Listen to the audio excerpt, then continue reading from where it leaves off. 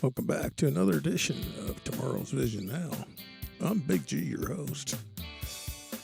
Ever listen to the smooth sounds of that brand new Bad Cat Telly copy? Whatever.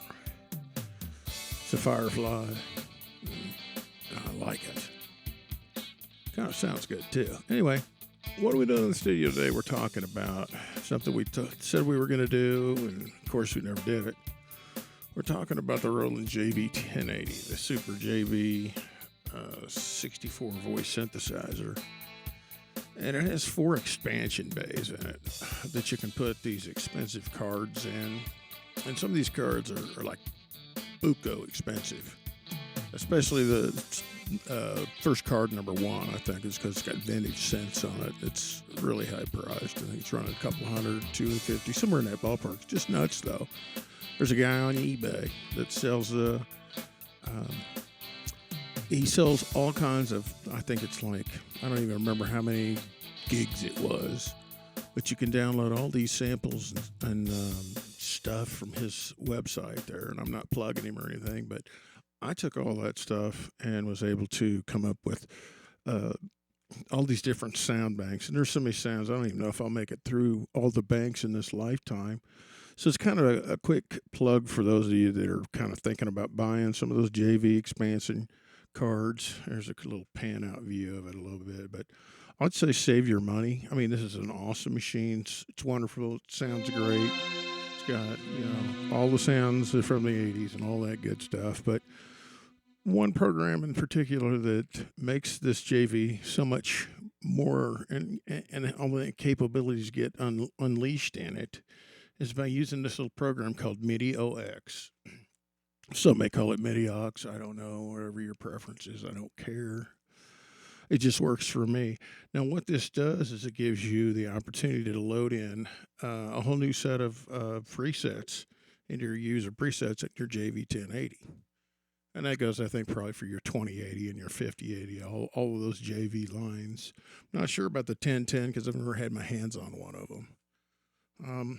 The main thing is that you've got to have some type of adapter to get you from digital down to analog. Now, what we're using here is we're using the M Audio Fast Track Pro, which I really loved it, still love it, use it all the time. The only issue that I have with it is for a while it didn't want to be Windows 10 compatible. And believe me, in the old machine here, that's what we're running is Windows 10. I could see my big fat reflection in the thing there. Hopefully it's not scaring little children. Anyway, what you need to do is you need to have your MIDI wired up. Right now I have the MIDI out on my Arturia running into the MIDI input of the synthesizer. So first thing you have to do is disconnect the MIDI out from the keyboard and place it back into the audio interface. When you get done with that, you'll have something that looks like this. Okay, you got 2 outputs, and one's going out and one's going in, and it's communicating with your synthesizer.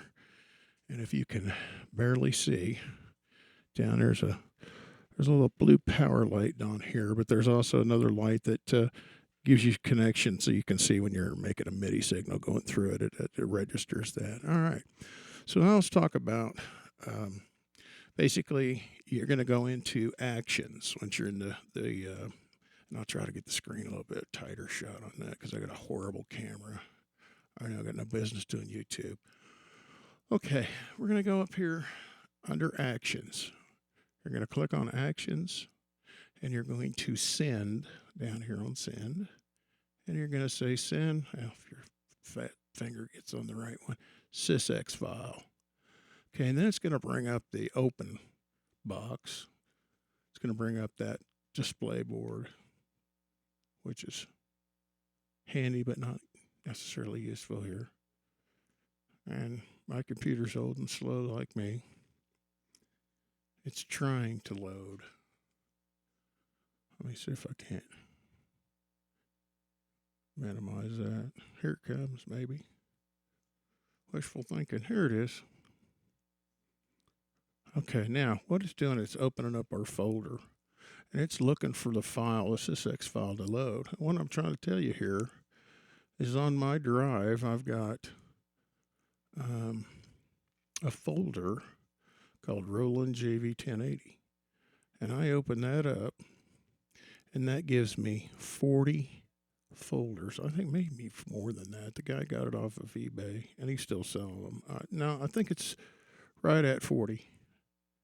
There it is. It's 40. Now, each one of these 40 folders, and we're just going to take a random here. Let's go random like 19. Open this up. And inside here, it's got bank 3601. So it goes from 1 all the way up to 8,000 different banks of 128 sounds. So, I mean, I can't do the math in my head, but we're going to load this one in. Okay, this is 6X3643. Double click it, and a slow machine it is. It starts to send and receive the file. You can see the data is going out of the computer, and it is receiving the software. And you can see here on file progress, I didn't say it was fast, because nothing's faster in G's world. Okay.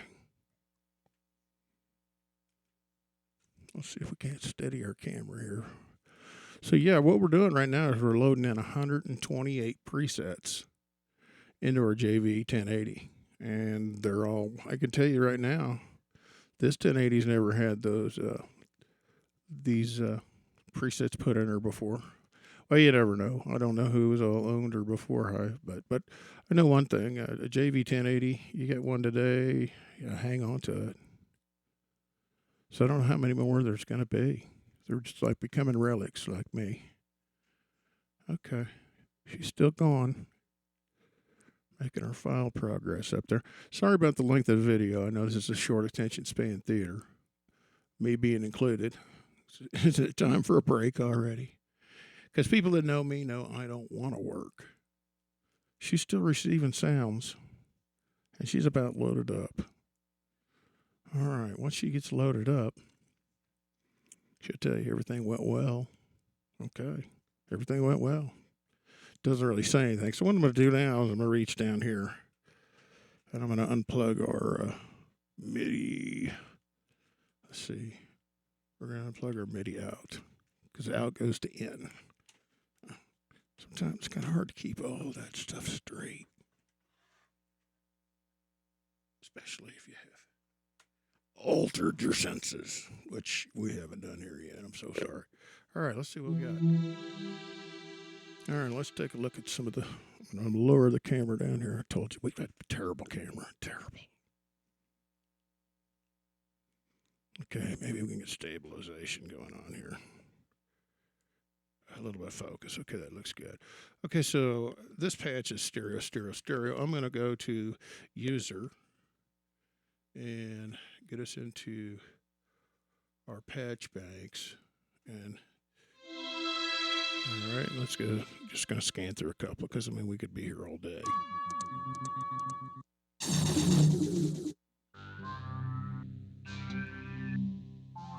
So many different, kind of loud. Let me track that down here. Ooh, that's really loud. Man, it's booming in there. I guarantee the old 1080 hasn't seen any fresh data in years. Ooh, I like that. It's got a growl. It's got a growl in there. Anybody's no G, get into that growl. Oh, yes. Okay, so I hope that wraps it up on just how easy you can take your old machine here. And she is old. Oh, Lord knows when that JV, I don't know, you can look it up if you're into it. I would look into it, because the JV it's a super deal. Now, the JD-990, oh my God, it's like gold. They want big bucks for it, and I don't get it. Okay, I don't get it.